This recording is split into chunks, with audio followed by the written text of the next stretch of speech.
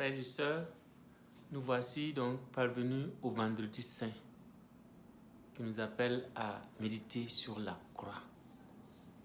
Alors que nous nous réunissons peut-être dans nos églises ou dans nos maisons en ce soir de vendredi saint, dans l'obscurité, pour réfléchir et contempler cette scène de mort, cet étalage de la colère d'un Dieu tout-puissant et saint contre le mal, je pense qu'il est seulement humain de se demander comment il se fait que nous puissions faire référence à la croix comme étant la victoire de Dieu. Je veux dire que dans les différentes lectures et les méditations attentives que nous allons faire, des textes que nous allons entendre ou lire chez nous, nous avons toujours déclaré, à la suite de notre Église, et déclarons encore aujourd'hui, que la mort de Jésus-Christ n'était pas une défaite, mais un triomphe. Elle n'est pas une défaite, elle est un triomphe. Nous parlons de la croix comme une victoire, parce que Jésus ressuscitera d'entre les morts. Ce n'est pas le tombeau vide qui va rendre la croix victorieuse. C'est le tombeau vide qui signale plutôt que la croix a été victorieuse. La croix elle-même est le triomphe de Christ. Cela peut sembler manquer de bon sens, non? Un peu illogique peut-être, parce que ça ne correspond pas à la raison humaine. La croix n'a jamais été un instrument de victoire, et nous en savons à partir de l'histoire. C'est pourquoi Saint Paul, dans sa première lettre aux Corinthiens, a décrit la croix comme une folie pour le monde. Corinthiens 1, verset 18. 1 Corinthiens 1, 18. Mettre tous ses espoirs en elle, en la croix, semble être une folie. Et ces chrétiens doivent être délirants et fous. Mais à travers les yeux de Dieu, à travers la lentille de sa révélation à nous, chrétiens, nous voyons la croix non pas comme une folie, mais comme la puissance même de Dieu, comme sa victoire, l'instrument par lequel il a affirmé sa victoire. Et dans les Actes des Apôtres, Paul va se tenir debout devant un roi pour défendre le message de l'évangile qu'il a proclamé avec courage. Et il fait appel à son propre témoignage à lui, à la façon dont il est venu à la foi en Jésus, pour illustrer qui est ce Jésus et ce qu'il a fait. Alors, Paul explique, frères et sœurs, à ce roi et à sa cour, ce qu'a fait exactement la croix du Christ. Et c'est dans ces brèves paroles que nous voyons exactement comment, par la croix, Jésus a véritablement triomphé. Vous pourrez lire à propos donc les Actes des Apôtres, chapitre 26, 18. Pour leur ouvrir les yeux, afin qu'elles reviennent des ténèbres à la lumière et de l'empire de Satan à Dieu, et qu'elles obtiennent par la foi en moi la rémission de leurs péchés et un part d'héritage avec les sanctifiés. C'est l'extrait des Actes des Apôtres. Pour nous, Paul montre ainsi 4 choses que la croix a accomplies et achevées. Et je dirais que la croix accomplit encore aujourd'hui et achève. 4 choses par lesquelles le monde entier, à la suite des chrétiens, a été racheté et la victoire de Dieu a été remportée. Première chose, la croix nous fait passer des ténèbres à la lumière. D'abord, nous voyons que la croix nous fait passer de l'obscurité à la lumière. Mais comment? C'est bien sûr l'un des motifs les plus importants de toute la Bible. En fait, c'est ainsi que tout a commencé. Dieu a créé toutes choses à partir de rien, et dans le vide obscur qu'il a créé, il a encore dit que la lumière soit. Genèse 1, 13. Et dans l'obscurité du désert du Negev, Dieu est apparu à Abraham comme une torche enflammée pour faire sa promesse de salut, pour accomplir sa promesse de salut. Dans l'obscurité du Sinaï encore, Dieu est d'abord apparu à Moïse sous la forme d'un buisson ardent. Exode 3,14. Puis, il a envoyé une colonne de feu pour conduire son peuple hors de l'esclavage. Dans l'obscurité de la campagne de Judée, Dieu a envoyé sa lumière lorsque son fils est né à Bethléem. Et le prophète Isaïe écrira à ce sujet: le peuple qui marchait dans les ténèbres a vu une grande lumière. Sur les habitants du sombre pays, une lumière a resplendi. Tu as multiplié les nations, tu as fait croître sa joie. Ils se réjouissent devant toi, comme on se réjouit à la moisson, comme on exulte au partage du butin. Isaïe 9, 1 à 12, que nous chantons merveilleusement à Noël. Il est clair que la mission de Dieu, en toute chose, c'est de faire briller sa lumière dans les ténèbres. Et c'est ce qui s'est passé avant tout sur la croix. Jean, l'apôtre, va dire: en Jésus était la vie, et la vie était la lumière des hommes. La lumière brille dans les ténèbres, et les ténèbres ne l'ont pas vaincu, ne l'ont pas arrêté. Jean 1, 4, 5. En d'autres termes, lorsque Saint Paul dit que la croix nous fait passer des ténèbres à la lumière, Saint Paul veut simplement dire que la croix nous fait passer de la mort à la vie. Et dans la mort de Jésus, nous sommes donc reconnectés à la vie même pour laquelle et avec laquelle Dieu a créé toutes choses. Une vie qui est abondante et pleine. Il ne s'agit seulement pas d'une existence, mais d'une vie qui a un sens, un but, un accomplissement. Une vie de paix est restaurée et de joie encore, qui ne vient qu'en connaissant intimement son Créateur. En dehors de Jésus, nous sommes éloignés de Dieu. Nous vivons dans le vide, dans une vie vidée de son sens. Comme l'a dit l'auteur Thoreau, et je vais la citer, elle dit: la masse des hommes mène une vie de désespoir tranquille, donc dans l'inconscience. Henri Thoreau. La masse des hommes mène une vie de désespoir tranquille. C'est vrai, parce qu'en y réfléchissant bien, si l'obscurité est tout ce que vous n'avez jamais connu, vous ne réalisez pas qu'il fait noir. Vous pensez juste que c'est comme ça et que c'est comme ça que ça doit être. On en conclut que c'est peut-être tout ce qu'est vraiment la vie, parce qu'on ne sait pas qu'il y a autre chose. Mais la croix est cette étincelle et cette lueur qui nous montre que les intentions de Dieu à notre égard sont bien plus grandes que ce que nous pourrions jamais demander ou imaginer. Nous sommes dans l'obscurité et cette étincelle vient. La croix de la mort et des ténèbres est donc en fait une croix de vie et de lumière. Étincelle qui allume la grande lumière. La croix nous libère de Satan. C'est le deuxième point. Il nous libère de Satan et nous donne à Dieu. La croix nous libère alors de Satan et nous remet totalement à Dieu. Et là encore, les premières pages de la parole de Dieu, de la Bible, racontent merveilleusement cet ancien conflit. Lorsque Dieu a créé l'homme et la femme, il leur a donné la domination sur toute la création. Il en a fait les rois de la création. Ce qui signifie qu'il devait la dominer et la conduire à son adoration à lui Dieu et à sa gloire à lui Dieu. Mais qu'est-ce qui s'est passé? Lorsqu'Adam et Ève ont écouté la voix du serpent, le tentateur, alors ils ont abandonné leur domination et se sont volontairement soumis au diable. Et puis, Paul va écrire à ce sujet aux Éphésiens que toute l'humanité le suit maintenant et est sous sa conduite, le tentateur. Jésus lui-même utilise le langage d'être maintenant des enfants de Satan à cause du péché, en Jean 8, 44.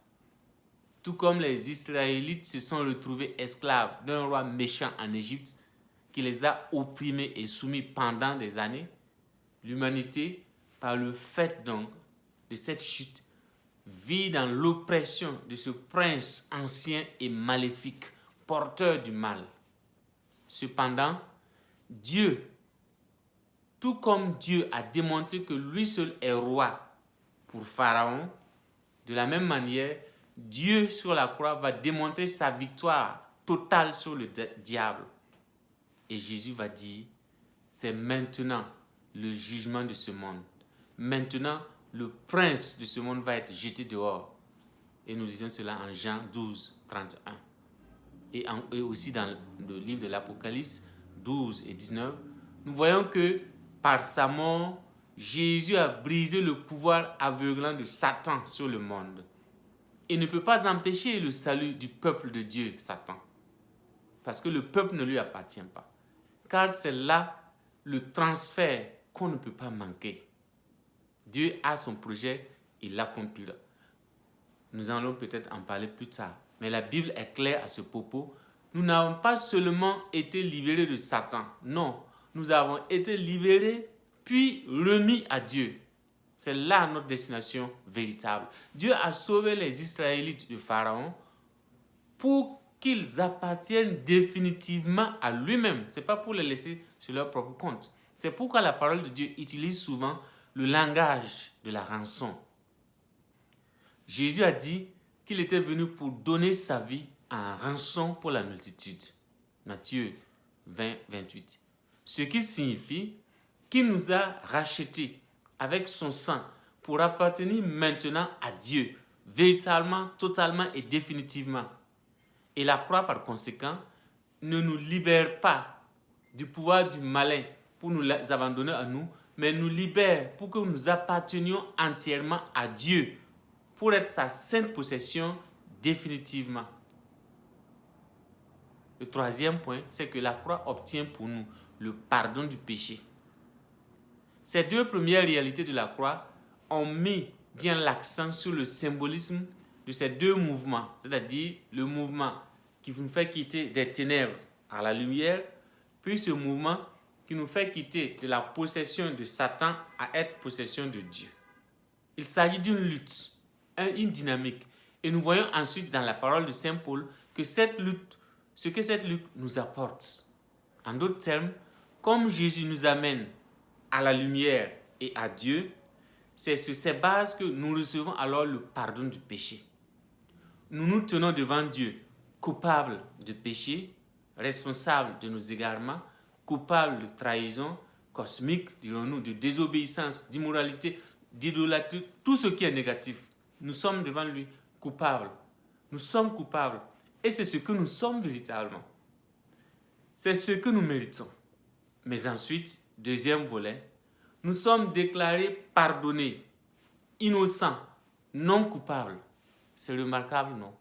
Inimaginable pour les hommes. C'est pour ça que Paul dit que c'est folie. C'est insondable. Parce que nous savons tous, au fond de nous, que nous sommes coupables et que nous méritons ce verdict. Alors, comment Dieu peut-il dire que nous ne sommes donc pas coupables? Eh bien, c'est parce que nous avons été mis en lumière. C'est parce que nous avons été amenés à lui, à Dieu. Nous avons été conduits et prendre d'un point à l'autre. En d'autres termes, sur la croix, Jésus a subi le verdict de culpabilité à notre place afin de nous couvrir de sa justice, de sa sainteté. C'est ce que signifie être racheté, être rançonné. Nous avons été rachetés. Et ainsi, parce que nous avons été achetés par la croix, Dieu est capable de nous regarder et de dire avec précision, sans que cela nous étonne, pardonné, non coupable. Un tel, pardonné, non coupable. Il est ce Dieu bon qui peut dire oui, c'est bon, ne vous inquiétez pas. Je sais ce que vous avez fait, mais je vous pardonne. Vous êtes renouvelé, vous êtes à moi. Il est ce Dieu qui corrige avec amour et justice. Ce n'est pas bien, mais vous n'avez pas à vous inquiéter parce que mon fils a souffert à votre place. Voilà ce que le Père nous dit tous les jours. Mais travaillez à recevoir et à mériter ce que mon fils vous a donné. Il vous a acheté l'âme et purifié votre sang de son sang. Vous vous êtes attachés à lui. C'est pourquoi je vous pardonne. Voilà comment le Père nous parle. Et en termes simples, la croix de Jésus est le moyen par lequel Dieu traite chacun de nos imperfections en nous appelant à collaborer. Parce qu'il est saint et juste, il doit s'occuper du péché, du pécheur. Il doit manifester sa colère contre lui. Il doit le rejeter. Et en effet, c'est ce qu'il promet de faire un jour, quand le roi Jésus va revenir. Ceux qui auront refusé de le choisir, il ne peut rien pour eux. Il promet de porter un jugement, de faire une évaluation et de condamner tout ce péché ce jour-là de la grande rencontre.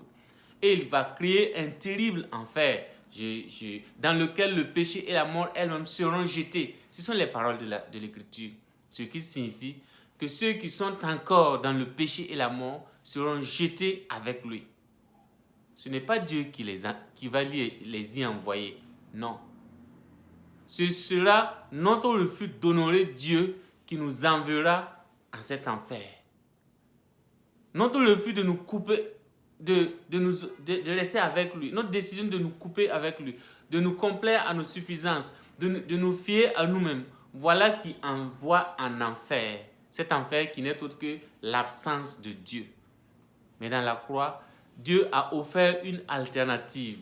Dans la croix, plutôt que de jeter le péché et le pécheur et la mort en enfer, c'est lui-même Dieu qui a été jeté. Il s'est jeté lui-même. Jésus a porté ce sort que lui seul pouvait faire afin que nous soyons libérés de la mort et du péché et que nous soyons pardonnés en tant qu'enfants de Dieu.